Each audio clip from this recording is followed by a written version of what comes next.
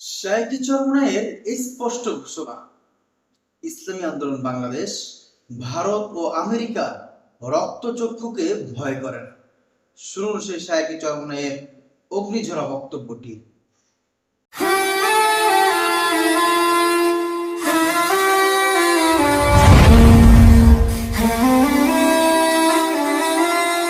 কোন আমেরিকা রক্তচক্ষু, কোন ভারতের রক্তচক্ষু ইসলামী আন্দোলন বাংলাদেশ ভয় পায় না।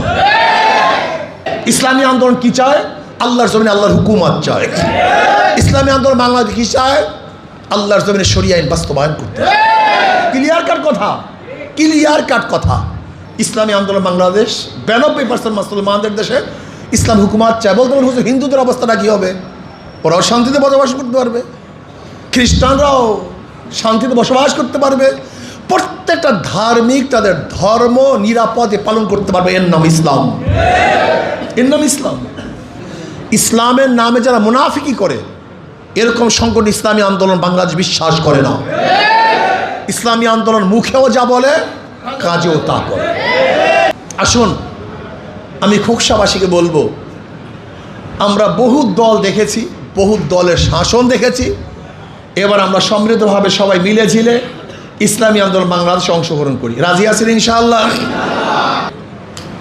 রব্বানা আতিনা ফিদ দুনিয়া হাসানা ওয়া ফিল আখিরাতি হাসানা। আল্লাহ, দুনিয়ার রোড রাস্তাটাকে নিরাপদ করে দাও, যেখানে অ্যাক্সিডেন্ট না হবে, চোর ডাকাত না থাকবে, এরকম রাস্তা করে দাও। আল্লাহ, আমাদের কোর্ট কাছারি আদালতগুলিকেও শান্তিময় করে দাও, সুন্দর করে দাও, যেখানে নিরপেক্ষ বিচার হবে। চেহারা দেখে, দল দেখে বিচার করবে না, বরং যেই ব্যক্তি দোষী তার বিরুদ্ধে রায় যাবে, আর যে ব্যক্তি দোষী না সে শত্রু হলো, সে মুক্তি পেয়ে যাবে। এরকম আদালত চাই। রব্বানা আতিনা ফিদ দুনিয়া হাসানা, রব্বানা আতিনা ফিদ দুনিয়া হাসানা। আল্লাহ, রোগ মুক্ত এক জিন্দিগি দাও।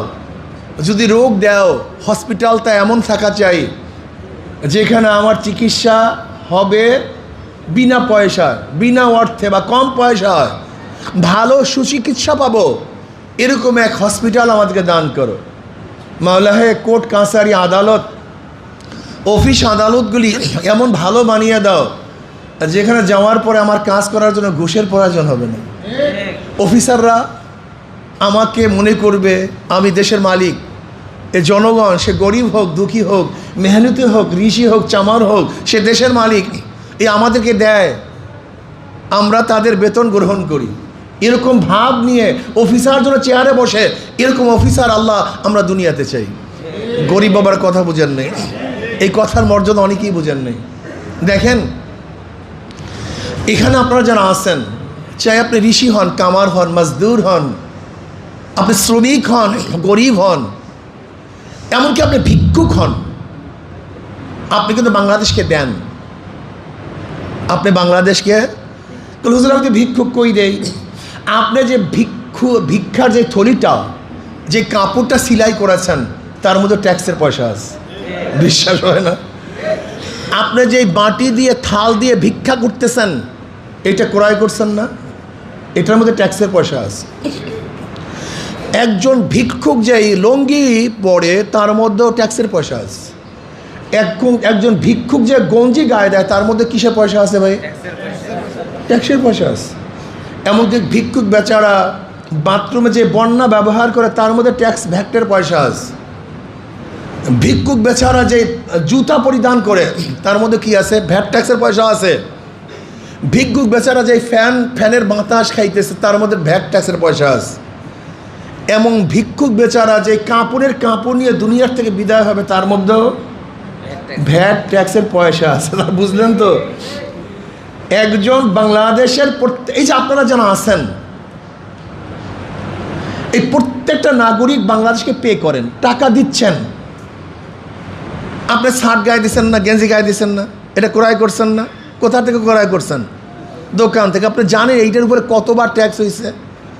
যখন ইনপুট করছে, যখন বের করছে, ইন্ডাস্ট্রিতে ঢুকছে, সেখান থেকে বের হয়েছে, এই সব জায়গায় কিন্তু আপনার পয়সা।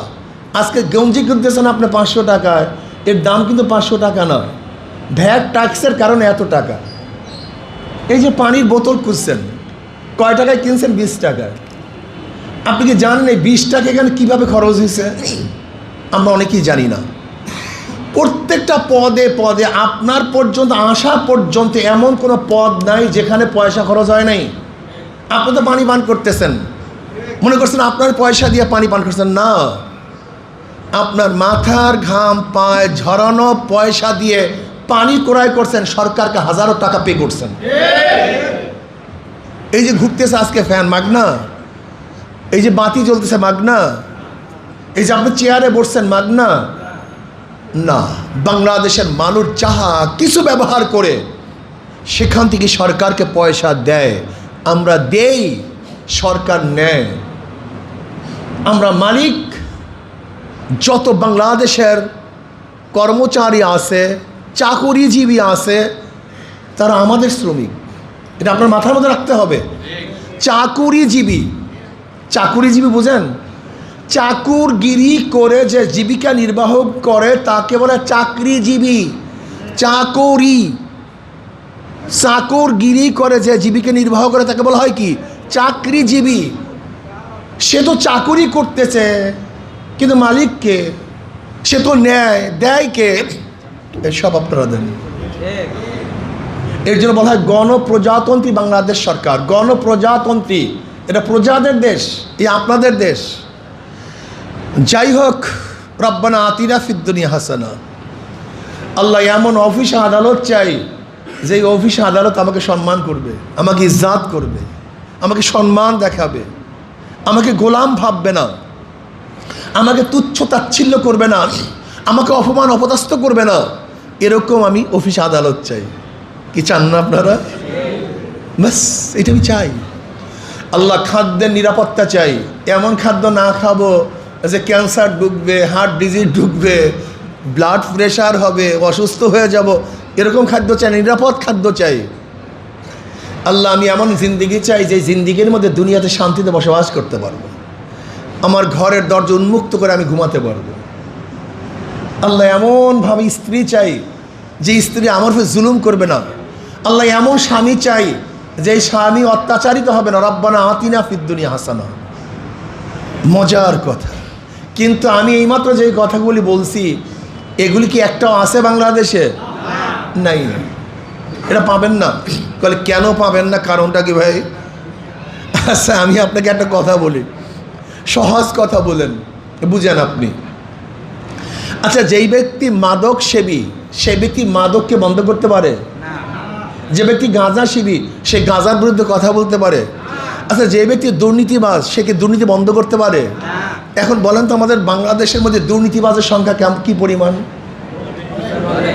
হ্যাঁ, তো এদের মাধ্যমে আপনার দুর্নীতি বন্ধ করবেন কীভাবে? সম্ভব কীভাবে আমাকে বলুন তো?